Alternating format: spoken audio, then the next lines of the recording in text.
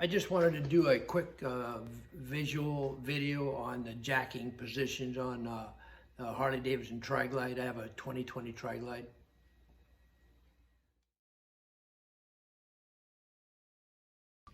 Okay, here's a picture in the owner's manual of where they want you to place the jack to lift the front tire. And this is the front wheel, and this is the right side of the bike, with this being the rear cylinder exhaust. This is the transmission side cover. This is the cam cover, air cleaner, down tubing, and the down tubing is covered by their front cylinder exhaust.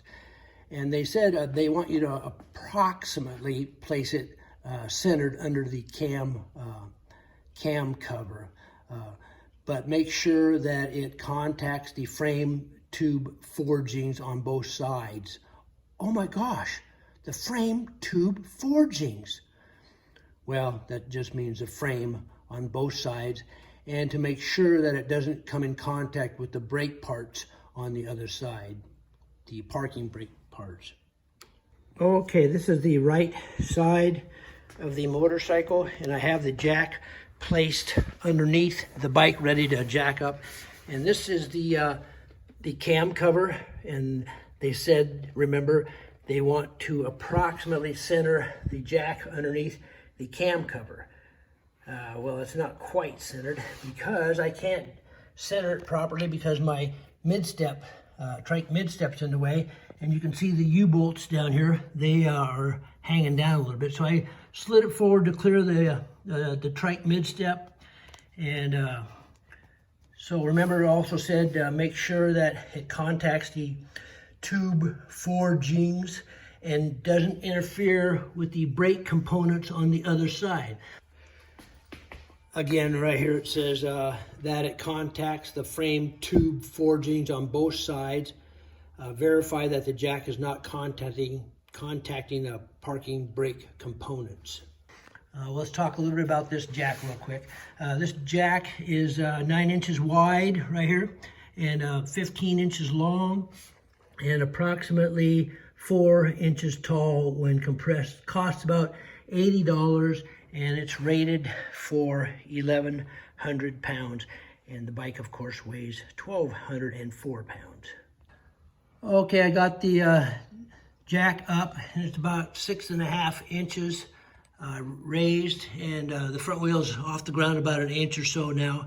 I could go higher if I wanted, but you can see how centered it is from the camshaft right there down.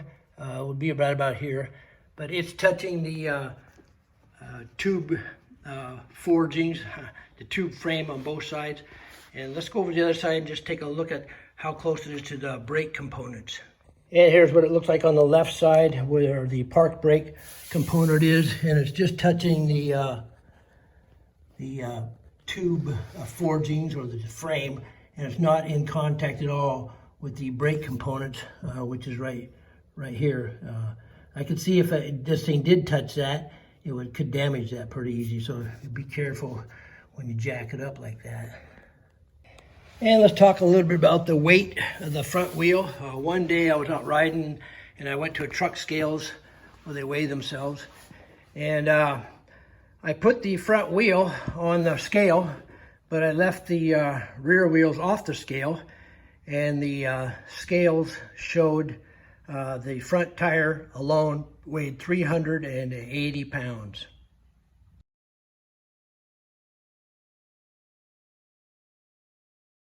And this is a picture in the owner's manual about where they want you to approximately place the jack when lifting the rear wheels.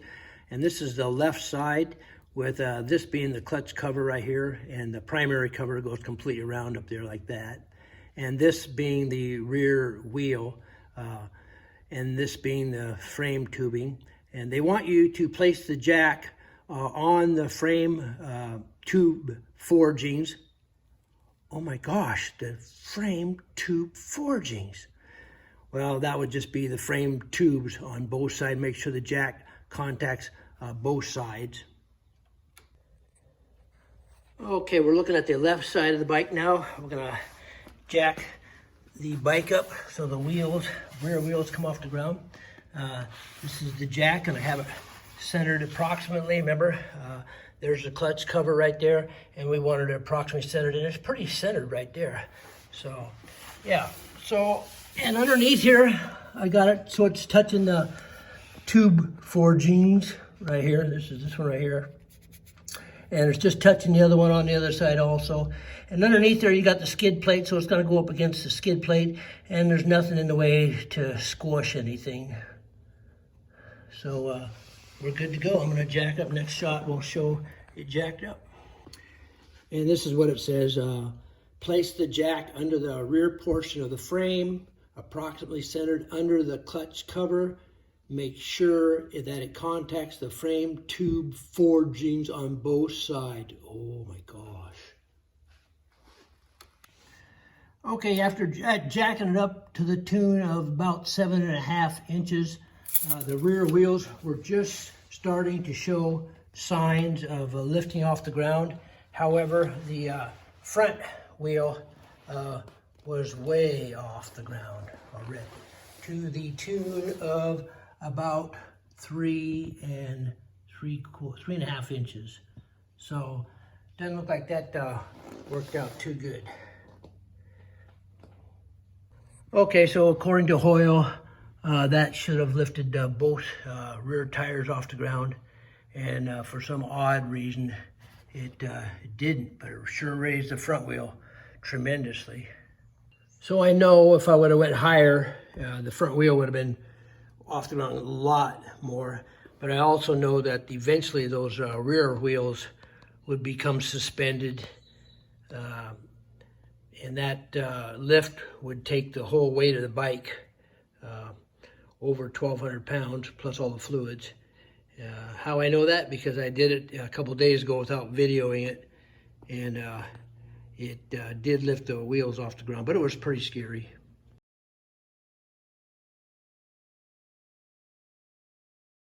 And highlighted I have right here, alternatively, each rear wheel can be raised by placing a jack under the left or right side of the axle. Okay, I'll just give you a quick look at what it's going to look like on the right side. There it is, where I'm going to just put that block of wood right where the tow hook is. The strings are on the tow hook right there. Okay, this is the right side with the block. What? Blocks? Where did they come from? Well, here's where they came from. I went to the triketalk.com forum there for all about trikes, and I went to the Harley Davidson Tri Glide forum, and a fellow triker had posted on a thread how he had made these blocks of wood to fit under the Harley Davidson Tri Glide motorcycle axles. He gave all the pertinent information, and I replicated the pertinent information and made myself a pair of blocks for the left and right side. What he did was just took a couple of 4x4 blocks, cut a slot out in them for the tow hook that's under the axle there, and then just stick them up underneath there. I'll give the pertinent measurements at the end of the video if you're interested. Into the tow hook, and we got the clearance on the pipe, no problem. And I got this flat jack here, and she clears over here fine, and the tire's off the ground. So yeah, that combination works real good. And this is the right side looking backwards, and yeah, we got clearance for the exhaust, and there's the block, and yeah, that seems to work real good.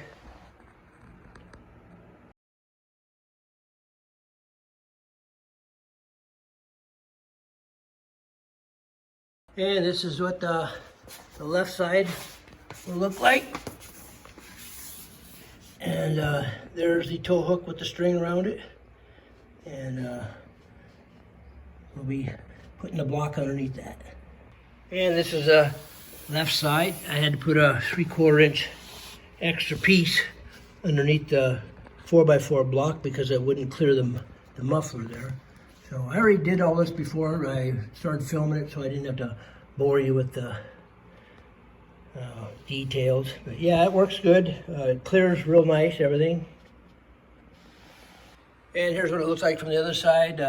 You got good clearance down that side and good clearance down that side. And you got a whole finger of clearance right here.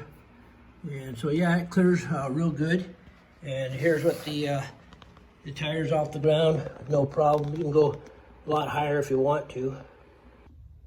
Okay, the video continues on, but this is pretty much the end of the video. I hope I learned something. But if you want to watch the next minute or so, I'll show you how I made these blocks.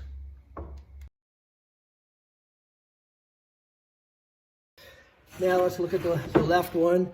Of course, I had to put this 3/4 inch piece of wood underneath it so it would clear the mufflers and stuff. And this is the left side.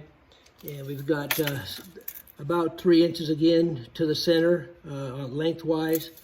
And almost inch and 3/4, just a little bit more than 1 3/4 widthwise. And from the handlebars section that way, we're 2 inches in, and from the rear axle back this part, we're 2 1/4, at least 2 1/4, maybe a little more. And again, I just drilled it out with a drill, and we're about 1 inch deep. Also, it's 1 inch deep in that area. Yeah, and that did seem to do real well. Right side block, we've got about 3 inches to the center of the hole there on the length, and on the width we're about 1 3/4 to the center, and the width of the hole itself is about 1 inch, and we are about 2 inches in from the front towards the handlebars part, and that's about 2 inches to where it starts, and then about 2 1/4 inches towards the back. And what I did was I just drilled some holes in there and just kind of reamed it out. You can figure it out, I'm sure. I just drilled holes and reamed it out and chiseled it out, and whatever a guy does. I even used a jigsaw for a little bit, but it took a while. That was the hardest part. Okay, so that's the end of the video. I hope I learned something from it.